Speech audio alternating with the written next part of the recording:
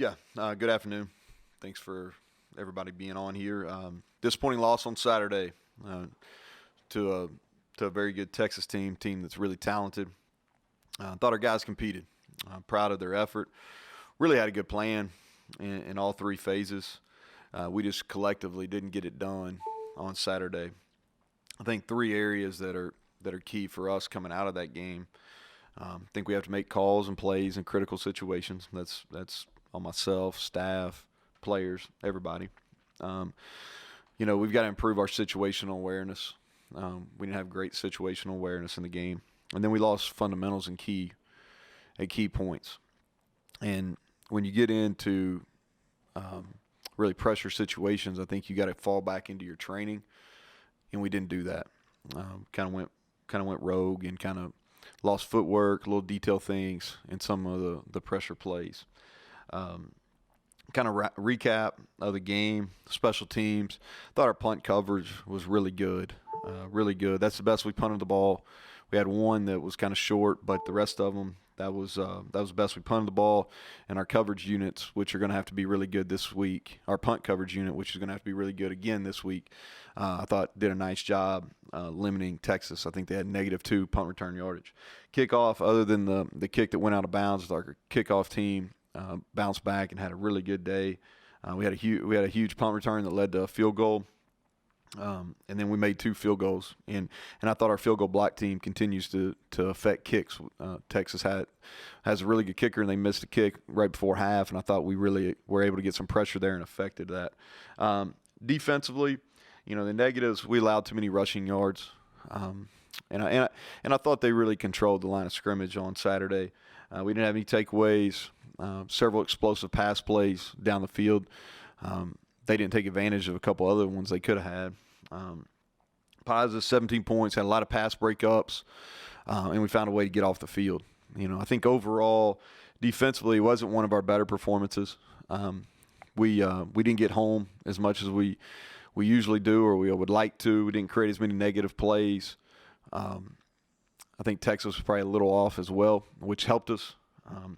But I thought we played okay. We didn't play poorly by any means. 17 points, we'll take that, and you got to win with 17 points. But I think we can play better defensively. Offensively, the two obvious negatives are red zone. And really what the red zone came down to is 2 fourth down plays. And our lack of rushing on Saturday really hurt us. Letty not being 100% was a factor there. But really, I thought that Texas's interior guys, and that really wasn't the case. We really went in knowing that they were big in interior, but our inside guys had played well up until this point. And we really tried to keep Osai out of the game as much as we could. And we did limit him. I thought we protected him well, but their interior D-line really were dominant in the game. The positives, we controlled the clock. Really efficient in the pass game, especially in the second half. Had several explosive plays, didn't turn the ball over. But at the end of the day, offensively, just not enough points. Not enough points, and we've got to play better in critical situations. So disappointing. We made a lot of progress over the last year.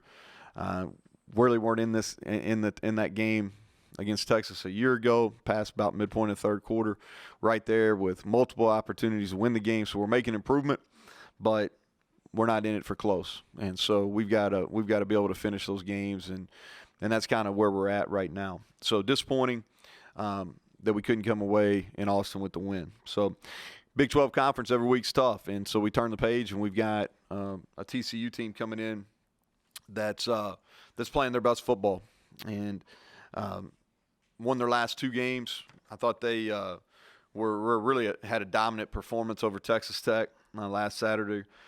They look like a typical Gary Patterson football team to me, and they're physical, disciplined, and really playing well right now in all 3 phases. Kind of preview of special teams. They've got a great punter, Australian, older guy that's really punted well for them. They have one of the best punt return units in the country. That's something that they take a lot of pride in. They've been consistently one of the best punt return units in the country. They took one for a touchdown against us last year. Got two returners, Spielman and Davis, that are special, and that's going to be a huge play in the game. You know, the games that they played well in, they've always got big returns from their punt return unit, and they do a great job with kickoff return as well. And they do really good schemes, and they've got good returners. And so our coverage units again are going to be tested. I feel like I say that a lot, but this week they will be again.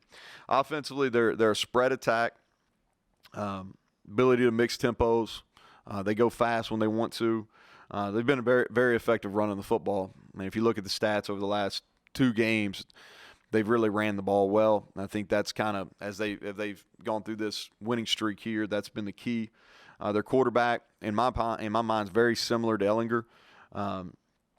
You know, he's a tough runner, had 180 yards last week, has ability to go the dead. Had an 81-yard run, so he's fast. He's improved his accuracy. Tough kid, and he's playing well for them right now. Proved his accuracy as a passer. They've got a running back committee, some heavily recruited kids in that room. They get a bunch of guys carries, and then receiver they've got good speed. They've got the Barber kid that they get the ball to a lot of different ways, and he can make people miss. And he played well at the end of last year, and he's continued to be their leading receiver. And they've got a couple other guys that can really go. You know, defensively, if you look at longevity, I think Gary's done it at an extremely high level for a long time. And I'm not sure anybody in the last 20 years has played defense better than TCU. If you look at it, the whole package. And so that's a credit to him. It's always a challenge going against him. They're playing their best ball of the year. They have 2 safeties that are great players. Number 7 will be a high draft pick. The linebacker who feels like he's been there a long time, but Wallow, he is all over the field and plays the game the right way. Physical, does a good job of reading and reacting. Their 2 defensive ends are young, but are legitimate pass rushers, and they got great first steps, great ball get off.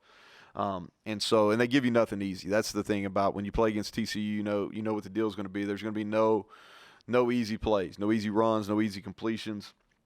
And so this is a huge game for us. We're excited about getting back here at Mountaineer Field and getting back in front of our home fans. Hope we had a good crowd. The weather's going to be outstanding on Saturday, so it should be a good day. With that, I'll take questions. First up is Greg Hunter. So, Neal, your lack of run production Saturday, you guys have been pretty good at that all year, but Saturday obviously was a struggle. Was it Letty's injury, or the Texas just overpower you guys up front, or a combination of both? Combination of both, Greg. It was. We had more one-on-one losses. And let's start this. Letty wasn't 100%. He got hurt on the first play of the game on a play where he was actually on the perimeter blocking, and he wasn't the same. We're hoping we're going to take care of him this week. We're hopeful that he'll play. We won't know till later in the week. I know somebody will ask that. We won't know till later in the week. But he was not at full speed. And then the 2 other issues in the run game were, number 1, they played really well. And they were dominant at times interior wise. I thought they used their hands. And we lost a lot of one-on-one blocks there. Second issue is where issues on our own. We had some miscommunications, some mis-IDs of fronts that on 3 third downs where we just weren't on the same page. Had decent we should have had numbers in the box, and we just didn't get on the right people. So combination of those 3, Letty not being 100%, us losing one-on-ones, especially into 93. He looked like a big time player in that game, and then us not doing a good enough job communicating and IDing. Next is Cody Nesper. Hey, Neal, I wanted to ask about your 4th down philosophy of when, you decide to go for it. Are there guidelines you have for certain areas of the field, or is it all sort of on a case-by-case basis? No, I think the overall philosophy is we're going to try to be aggressive, and we felt like we had good plays. And those are plays we practiced for those situations. Some of them we've practiced for multiple weeks. And I think that you're going to have to score touchdowns in the red zone in this league. I think that's the way the game would have played out on Saturday also. if we were able to convert that. And so that's really the overriding philosophy there. Normally, if you want to talk about, we really would like to run the ball in that situation. And on at least one of those, we had the first play, we had a pass play that we really felt good about, and would have called that even if we were probably running the ball effectively. It was about a 4th and a yard and a half, and we had exactly what we wanted on that. On the second one, it was a yard or less. Ritter ran it. We ran a kind of an RPO where the quarterback had an option. He threw it, which I don't blame him. If we had been maybe running the ball more effectively, we'd have taken that option off. Charles Montgomery. Hey, Coach. So you alluded to Max Duggan and how he is a dual threat, he's a threat running the football. So what do you do to prepare for a quarterback like that he likes to run the ball a lot? Yeah, he does. They've asked him to carry more of that as the year's gone on too. And so what you do is you've got to prepare for quarterback run game, whether it's designed runs where they're calling it, whether it's within the pass game where he pulls the ball down and scramble. You got to put yourself in those situations in practice. It makes it more difficult though. You have to put at least one more hat in the box, or get, whether it's your nickel or your safety, you got to get another guy down in the box to help account for him. Michael Sussman, you're next. The individual receiving stats are pretty widely distributed at this point in the season between a number of guys. Ford, Wheaton, James, Wright, and Simmons are all at about 40 to 60 yards per game, give or take a few. Is this something that you like to see, or are you still waiting for that higher volume target to emerge in that receiving corps? I think the answer is both. We'd love for somebody just to be dominant week in and week out. But I like having a lot of guys involved. I think it's good camaraderie. It's good chemistry. I think it's harder to prepare for. And those receivers are getting better. And we're playing a bunch of those guys. We're playing seven or eight consistently each week. And there's been different guys be productive. And so I like rolling in a bunch of guys. You keep them fresh.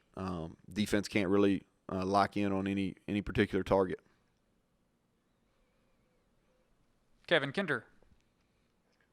Following up on the quarterback run game, Neal, he did a really good job against Sam Ehlinger. Texas Tech's quarterback, Columbia, hurt you maybe a little bit more than you expected. Is that a factor of one team running the quarterback a little bit differently, of being more aware of what Ehlinger can do? And if that's the case, I'm guessing that's a focus again for this week. Yeah, so with Columbia, I can't remember if it was 49 or 69 yards of his rushing came on pass plays where he pulled the ball down and scrambled. And we just didn't do a good enough job in that game. If you remember, Tony went out early. We were a little off with our linebacker play. Some of that was we were dropping too deep and our eyes weren't in the right spots. And so Columbia really hurt us in scrambles on pass plays. Ehlinger had a couple runs. To me, you're looking at run efficiency, and Ehlinger had some really efficient runs on third downs. And so maybe he didn't have the big long runs, or his rushing totals weren't real high, but he was still efficient and effective. But it's hard. It is. There's a reason why people have running quarterbacks. There's a reason why that guys with running quarterbacks usually are rushing totals are a little higher, because it's harder. It really is. It's harder to defend. We'll go to Mike Kazaza. Neal, how are you? Good, Mike. How are you? I have two for in the red zone. I'll ask one. I'll come back in the second one if that's all right. But can you clarify a little bit the mechanics with you and Jared? Because Jared's kind of danced around a little bit. I shouldn't say that. It's not as clear as it could have been. Maybe I didn't follow up, but I just heard different variations on television for who takes over when and how that's distributed. Yeah, we really work together. He definitely calls some of the plays. I call some of them. We bounce back and forth. I got the final say. Any of the bad ones, you can blame me. But no, for the most part, I call them, and then he definitely has some say in some situational football. We'll talk about it during while the defense is out there sometimes. I'll say, hey, it's kind of what I'm thinking. Have this ready, or hey, have a drive starter ready, or hey, I want to go tempo. You just take it. So it's really it's kind of back and forth, and really everybody in the offensive staff room has say in what we're doing. But he definitely does. He calls some of the plays. Sometimes it's situational, sometimes it's not. It's really not. And I'm not avoiding the question. It's really not where at a certain point he takes over or certain, it's not really that. It's kind of, hey, we get in this game, I want you to kind of think this is what I want you to really focus on. So when we get, hey, this situation, you call it. Or if you got to play, hey, do you have something you like? Okay, hey, call it. That's the way it goes. It's really not a super, scientific deal. All right, so the ball goes from the 22 to the 19, he doesn't take over the play calling. Then I get you. No. And then in the red zone, terrific up until Saturday, and it looks like you tried darn near everything with calls and formations and ideas, and I don't know. I was satisfied with what you put out there, and just unlucky at sometimes. It's it's such a small margin for error. I mean, it really is. I mean, here's the thing: sometimes you call bad plays and they work. Sometimes you call good plays and they don't work. Jared called the play that we had Winston scotch free, and it's hard to get somebody that wide open. And so it was really good play design. It's a good time he wanted to call it. It was a good time to call it, and we had a good play. We just didn't make it, right? If you look at that the first time we went for it on fourth down the red zone, we had Mike wide open. It's hard to get somebody that way. You know what I mean? And then there was other times, where guys make a play, We missed a block right at the point of contact on our touchdown, and Letty runs through the guy. So it really is. It's just a small margin for error. We were close. The sack we took after the touchdown got overturned, Winston's touchdown got overturned. We did. Our guard put his eyes down. I mean, it was split second, and so things happen so fast and such a small margin for error.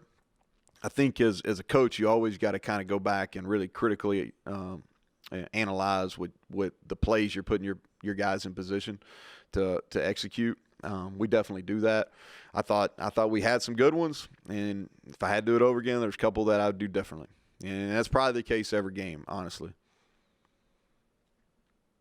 Okay, we'll go to Chris Anderson. Speaking of margin of error, 4-3 right now. Maybe 2 plays away from 6-1. I know, kind of look at it that way. Maybe media do too. Yeah. First, do coaches look at it that way? Do they discuss it among themselves? Do you speak about that with your team? And 2, when I say something like that, what does that make you think of where your team sits right now? Well, no, I don't get into hypotheticals. I don't really, and that's just really kind of how my mind works. Somebody asked me last week about recruiting, about somebody, and I'm like, man, soon as that recruiting decision's made, I just kind of move on. I don't mean that bad for the prospective student athlete, or I just kind of move on.